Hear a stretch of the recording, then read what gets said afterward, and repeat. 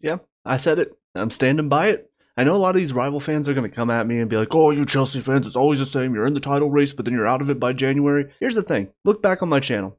Look back on my previous channel, Mason the Brock Henderson. Links down in the description. You'll see that over the past 2 seasons, where there are some Chelsea fans that claimed we were going to go win the title, we were going to be title contenders. I was not one of those people. I saw the writing on the wall from Maresca both seasons, and I predicted we would have a top 4 finish. So when I say that we're going to be title contenders, I don't just say it willy-nilly. So all you rival fans can laugh and joke and poke fun, but at the end of the day, I'd say we have a pretty good chance. What's up, guys, and welcome back to Blues and Stripes. So I'm going to be doing something a little bit different today, and it's something I'm hoping will carry on through because, frankly, I just don't have the time to go in and do like a daily news roundup or transfer roundups like some of these channels like Matt from the Stanford Sink, who's been on the channel, or Jay from Talking Chelsea. I typically go to them if I want my news stories because I don't have the time myself to look all of this up. And honestly, credit to them because there's so much news going around and it'll change from day to day. I feel like it's got to be hard to keep up with it all. But I do feel like I want to start putting out more content outside of just reviewing the games, especially because this season we're not going to have as many games, which means there will be fewer videos going out. So I'm going to try to do one video per week. That's not going to be just a review. I don't know exactly what it's going to be just yet. Maybe it'll be about the biggest news story for that week. Maybe it will be discussing the game a bit more in depth because typically I don't get to hear the words of the manager or the player before I do my reviews because I turn off the game, go right to the review. So maybe I'll start focusing on that as well. It might evolve as the season goes on, we'll see. But I would like to try to put a little bit more effort into getting more content on this channel. So I hope you guys are looking forward to that. But with that in mind, we're not going to be talking about transfers or Xabi Alonso's system today because I do have videos planned, maybe a bit closer to the season, talking about that a bit more in depth. Today I want to talk about the one story that's kind of been blowing up the Talk Sport media because I've seen several different people give their takes on it. And it is, of course, Jason Cundy, not once but twice, predicting that Chelsea are going to win the title this season. And as I said at the beginning, as I said in the thumbnail, I agree with them. Now, do I think we are ready right now? Not quite, and I'll get to that in a second. But I do think all of the rival fans that are laughing about this and everybody that's been attacking him like Gabby, like Jamie. First of all, for Jamie, of course he's going to go after him because Jason loves to give him so much shtick. But I think there are a lot of pundits that are ignoring what we've got here at Chelsea and why I think some fans are believing that this season could finally be the season where we're back at the top. And so I wanted to give my 5 pointers as far as why I think that we are going to win the league. With one caveat, because before we get into the 5 points, I do think there's one more signing we need to make, and it is a John Stones-esque type of player. We need a leader in defense. We need an experienced center back because we've got leadership up top. We've got leadership in the midfield. I think we need a leader in defense. And preferably somebody that can play for us. Like with Henderson, I don't expect him to play much, if at all. I would prefer to have a center back that will get some minutes because I think it'll benefit not just in the locker room, the experience that they would have, but also on the pitch. What we saw from like Thiago Silva, the organization, the ability to command the back line. I would like to have a defender like that. If we can get that, then I would say 100% I believe we can win the title. And let's talk about the 5 points why. First of all, the quality we have here is completely underrated because of how bad our seasons have been. Like there are several players, if you look at the players that we still have here, granted there are a couple that might be out soon, but I truly believe we've had enough quality over the past 2 seasons to win the title, but it's not just about the quality of player. There's more to it than that, and a lot of people know this. And that's why a lot of people were pissed because Blueco was only signing youth and talent, not trying to sign experience and mentality. And that's where we failed. That's why our title challenges have fallen to the wayside for the past 2 seasons, is because the mentality hasn't been there. But the quality is there. I mean, just going up the pitch, starting with keeper, I won't talk too much about that right now because it's Sanchez that's staying. And I know a lot of people are going to push back if I try to say he has quality, but I have a point to make about him later, so we'll come back. But in defense, you got James, you got Colwell, you got Hato, even Fofana. All of them, quality defenders. The only question mark in that is Fofana, just because he's had so many games where he has been awful. But if given the right mentality, we've seen what he's like at his best. He can be a good, solid defender. And of course, with James and Colwell, we already know they are 2 top defenders, and Hato looks like one of the best young defenders in the league, potentially. He's not quite Cucurella level, but I think he could get there very quickly. Into the midfield, Caicedo, world class. Enzo may not be staying. There's a lot I have to say about him that I won't get into here, but if he does stay, on his best day, he's world class. Lavia, if he can stay fit, there's so much that he brings. He's a phenomenal player in there. And while we haven't seen the best of Asugo this preseason, I think he's shown a lot of quality in the past too. So that's a very strong midfield. to choose from. And then you get up into the attack, and this is where we just have so much quality, even before a couple of the signings that we brought in. João Pedro already showed himself to be a top striker last season. Jackson coming back, I think he provides a lot that Xabi Alonso can bring the best out of him. You got Palmer, who I believe Xabi Alonso will find the best in him again, and we've seen what a world-class player he can be. Esteval, one of the brightest young talents we've seen for a long time. And then on top of that, you got a couple of players that can just provide the numbers between Neto, between Gittins, guys that are not top quality, but they fill in those gaps when necessary, which is what you need to challenge for the title. You need those players that they're not going to drop the levels so drastically like the likes of Garnacho or Delap. You need backup options that still keep you at a pretty high level, and I think these guys do that. So that's just the players that are returning. And again, I think these players are underrated because the past 2 seasons have been pretty poor. But the 2 things that I will use to push back on that, first of all, I think Maresca, he's not a good coach when it comes to bringing the best out of players. He has a system that he wants to play, and he tries to force players to fit into that system. We saw it with Gusto, we saw it with Palmer, we saw it with Fernandez, and while Fernandez did benefit, Palmer and Gusto, we saw their form dropped off a cliff under him. It was only whenever Palmer decided, I'm not going to play in his system, that he started to show some of his quality. And then on top of that, looking at the second half of last season, I mean, Rosinha was just a joke. It was a terrible appointment, and I will not begrudge any of the players that performed poorly under him, because I don't think anybody really had good performances during that time. So that's my first point. Second point is the new signings that we brought in that are going to play. I honestly don't think a lot of rivals realize just how good these signings are going to be in Xabi Alonso's system. Palestra, we've already seen in preseason, there's a lot to come from this kid. I mean, he's 21, and he's already showing so much pace and strength, and he's got good ability on the ball. I mean, the only thing he lacks at the moment is the finishing quality. If he could start to finish some of these chances he's created with either a good cross or a good shot, he's going to start racking up the numbers for goals and assists this season. But he's already getting himself into good positions. He's already looking dangerous in the build-up play. And I think a lot of fans are overlooking just how good he's going to be this season. But then on top of that, you got Lacroix in defense. I think he's going to be vital for us because he comes in with a lot of Premier League experience. He plays well in a back 3. He's going to bring that assuredness in defense that we've been lacking over the past 2 seasons, so I'm very excited to see him there. You've also got Pep Chavaria, who just signed. He's going to provide a good option down the left-hand side. And he's also coming in with a lot of experience, so that'll help develop the likes of Palestra, or even Hato if he plays out there, or if Gittins or Neto want to play out there. And then, of course, we got Morgan Rogers coming in. First of all, the fact that we managed to get him out from under Arsenal's nose is just brilliant. But a lot of people are asking, oh, well, where is he going to play? Because Palmer already plays at the 10, so where's he going to play? And these are people that either don't know the sport or just willfully ignorant about how Alonso's probably going to set us up, because he'll likely go with 2 10s.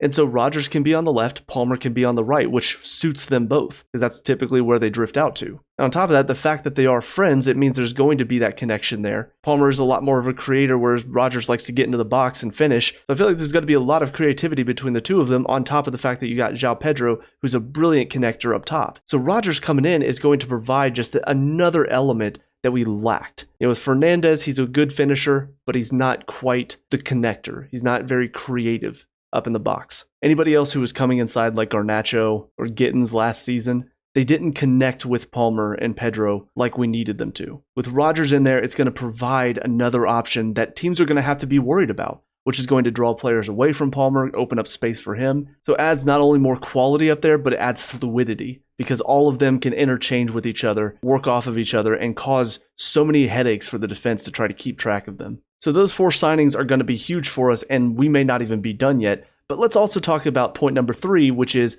the experience we signed. Because this is where I think people are underestimating why we are going to make the jump from where we were last season, wallowing all the way down in 10th, to pushing for the title. Because now we brought in experience. We brought in Welbeck up top, who is a quality striker, very much a chance for him to be the Olivier Giroud of this group, which honestly, I don't think he's going to have as much of an impact as Giroud did, because Giroud came in at a time where we were kind of moving in between strikers. We were relying on Tammy Abraham at the time, if I remember correctly, and so it was nice to have an experienced striker who could still score goals. Whereas Welbeck, he's coming in whenever we already have a striker that is quality, he's got the experience now. I don't think he'll be taking João Pedro's spot, but it'll be good for him to come off the bench instead of the likes of Delap, because he's got the experience and the quality to go on and find a winner for us if we need him to. And on top of that, he's going to help guide João Pedro and I think Jackson as well, and help them become even better strikers because of the knowledge and because of the experience he has. So I think that was a very good signing, but also Jordan Henderson in the midfield. It's one that other fans are making fun of us for. I don't understand why, because for the past few seasons, they've been making jokes about how we have no experience, and then we go and sign experience, and now they're making fun of us for signing experience. Make it make sense. But I think the idea is we're signing him because we need him to start, and that's not the case. I think we were trying to sign Granit Xhaka because we wanted him to start and be the experience in the midfield on the pitch, but we weren't able to get him. Sunderland basically stamped their heels and said no, and so instead we got Jordan Henderson. And what he's going to bring, the mentality in the locker room, and honestly, even having him come off the bench every now and then, just to shore up our midfield a bit. I think even having that in some matches will be useful, because he's won it before. He's been a part of a Premier League winning side. And granted, it is unnatural for a team to go sign experience. Most of the time you want to build it up from within your own base, but that's not how Blueco thought they wanted to run things, so they got rid of all of our experience, and that is on them. But now they're changing it up. Now they realize we do need that experience, and so they went and signed somebody that will come in. He will have that connection with Xabi Alonso as well, mostly because they have that Liverpool connection. I don't think they actually ever played together, but there will be that respect between the two of them, and I think Henderson will get the respect of the locker room. And it can be that intermediary that so many people have claimed we've needed for a long, long time. And I just look back at last season and think, how many times were we in the lead and then we threw it away near the end of the match because the focus dropped, the mentality dropped, and suddenly now we draw or we lose. It happened way too often, and I think Henderson will help combat that lack of focus. As well as, again, if we get that experienced center back that I'm hoping we go after, since we've already tried to get Stones, I think the amount of wins that we'll pick up where we didn't last season will just drive us forward into that title race. And again, I think it's something that a lot of fans are overlooking as far as why we brought in Henderson and Welbeck. But on to point 4, and that is, of course, the manager himself,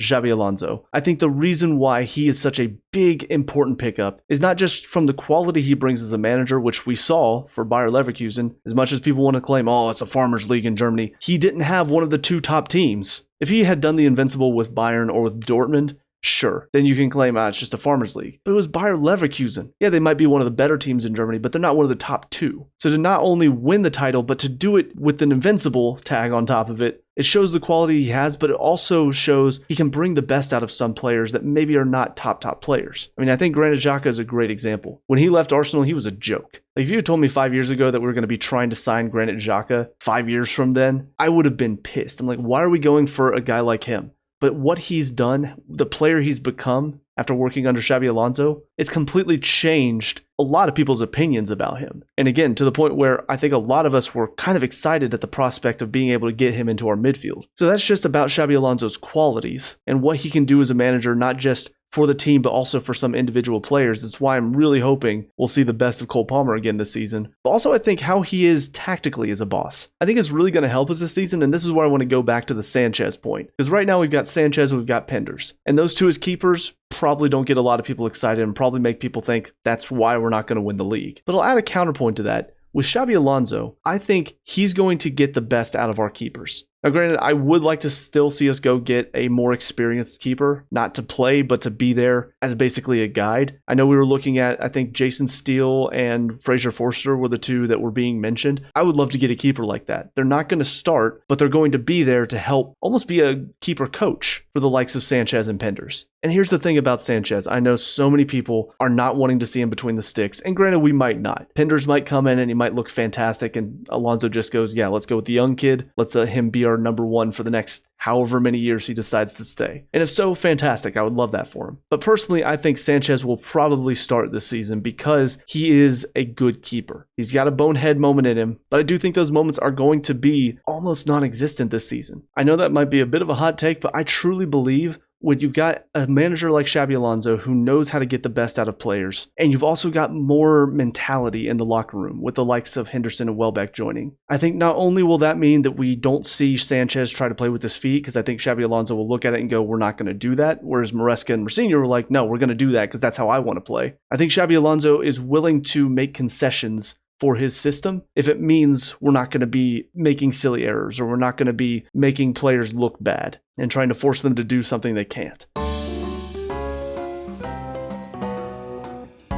But I also think having these more experienced heads, a Henderson is going to go up to Sanchez. Let's say if he does make a mistake like that in a game, he's going to go up to him when he gets the chance and kind of talk him down. Because I think that's part of Sanchez's problem is whenever he gets up in his head, whenever he starts to have confidence issues, that's when we see the mistakes happen, and we see them happen a lot at that point. Because we've not had anybody that will talk to him and will help him get over that, help him push through and not make another mistake. So I think, honestly, we will see the best of Sanchez this season. Again, assuming that Penders does not come in and just absolutely blow him out of the water. I personally am not sure, just because I haven't seen much of Penders, and he is still young. He's probably still got some naivete to his game, so I don't know if he's ready to step in as a starting keeper just yet. If I had to take a guess, I would say he probably gets his start somewhere halfway through the season. Like, he'll start the cup matches, of course, but as far as starting and being our number one, that won't be till probably halfway through the season after he's had some time. Again, hoping that we get a more experienced keeper like a Forster in here that can help them grow as well. But outside of manager qualities, outside of tactical qualities, the final thing for Xabi Alonso is he's won a league. He has the experience of taking a team throughout an entire season and winning the league. We've not had that. I guess technically Poch, but he won the league with PSG. That's not impressive. I think most managers can. I feel like I could step into the manager role and win with PSG. So he's the first one that's come in and won a title and had to take a team that was not necessarily the best quality team in the league to get there. Now, do I think we're the best quality team in this league? Not really. I don't think we're as low as a lot of people make us out to be. As I said before, I think they're underrating a lot of these players. But I would put us in top 4. With the quality we have here and adding the mentality that we have. I think this team, you give him to a good manager, I think he gets us top 4, no problem. But with Xabi Alonso, I think he's more than just a good manager. I think he's a great manager. And I think he can take this squad that might not be better than Arsenal, might not be better than Man City, but he makes us a better team than both of them and does push us all the way through to the title. And one final thing that will help him is the final point of this video, which is we have no European competition this season. Now, yes, it is embarrassing. It is frustrating to not be in Europe as one of the better teams in England, especially because of how many teams were able to get into Europe this past season. But what it does provide is an opportunity to take advantage of only having one game a week for most of the time, which means you can play your best players every single week, every single match. You're not having to have a bunch of rotation. Even if Maresca was here, I think we'd do better not being in Europe because part of his issue was all the chopping and changing. I don't think he would do that as much without having to think about, well, what are we going to do in midweek? It does provide a massive boost to not have to play so many games, and especially because we've got some players that didn't even go to the World Cup that are going to be starting for us. That means they're going to be fresh. They're not going to have to be playing as much. We've got a very good chance to have probably one of our fittest seasons. I don't know if I can look up the numbers. I might try to look up what's the least amount of injuries we've had in a season, because I honestly think this could be one of our lowest injury tally seasons. I think it's that one final point where the rest of these points, they would push us into a title race, but I don't know if it's enough for us to win the title. This final point, and Jason Cundy made this exact same point as well, this is what's going to help us. This is going to be the secret weapon we have this season that will push us and help us win the title. Now, like I said before I start all this, I still think we need one more signing. I still think we need to sign an experienced center back, because if you look in our back line, if you're talking about a back 3, you've got Lacroix, you've got Colwill, you've got Hato, you've got James, you got Fofana. Now, you don't necessarily need 2 players for every position, especially because we're not going to be playing every midweek. But you look at the fact that Hato might step over to the left side every now and then. James might step into midfield. Now you've got 3 defenders for 3 spots. And one of those is Fofana, who has had injury problems and also isn't always the best defender. So I would like to have just one more center back there. And obviously we can ship out everybody else, either on loan or just sell them. And I think that is what's going to push us over the line and get us to the title. As I've also talked about, I wouldn't mind signing a 3rd experienced keeper to help coach the other 2 almost. But even without that, just getting the experienced center back, I think will be enough. And those are all of my thoughts on that. So obviously this is going to be a bit of a controversial video. I welcome all the criticism, all of the claims of me being a lunatic. Perfectly fine. People can say whatever they want. I'm a YouTuber. I've already stopped caring what people think about me. But of course, let me know what your thoughts are down below. That'll do it for me. As I said, I will be trying to do at least one video per week that is a bit more focused on news or transfers or stuff like that. So look forward to all of that. But with all that being said, cue the outro. Hey guys, thank you so much for watching that video. I hope you enjoyed it. If you did, please leave a like and subscribe for more Chelsea previews, reviews, and talks. Also, let me know what your thoughts are down below, whether you agree, disagree, or just want to call me stupid. Let me know, we can talk about it, discuss all that good stuff. Also, if you want to hear me talk about TV shows and movies that I like, check out my channel Mason the Brock Henderson, where I upload reviews every Monday, Wednesday, and Friday. As well as if you want to watch me play through video games and try to make it entertaining for you, I have a Let's Play channel, Meso Hendo Plays, where I upload every Monday, Wednesday, and Friday. Also, if you do want to help me grow this channel, I do have a Patreon where all the funds and donations will go directly into improving this channel's quality. I hope you guys have a great day, and I will talk to y'all later. Peace out, and up the Chels.